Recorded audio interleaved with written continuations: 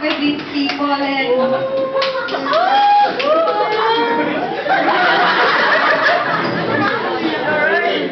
kasi the lady who had my bouquet earlier is my contender sa trip to Jerusalem whenever we have our reunion every December.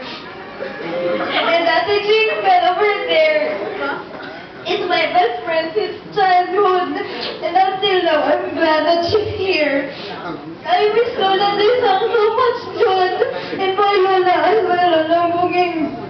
I know that this is the gown that I want, but I wanted to have Lola's design June. But unfortunately, my Lola died when I was, I guess, second year man, and my Lola sa mother's side, she could have cooked for us, but she died when I was first year college. But nonetheless, to Papang as well, thank you so much.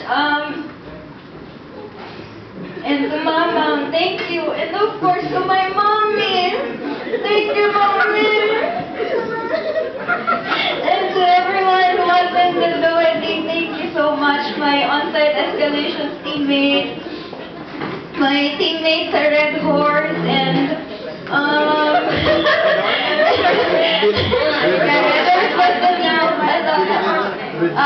my first team insights, and my sister mate, si Tate, of course, thank you so much.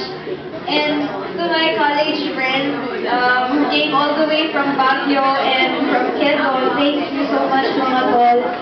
And of course, my one and only godchild, thank you for coming to Ninang's wedding. And of course, to everyone, I may not be able to mention all of your names, but thank you so much for making this day special. Thank you.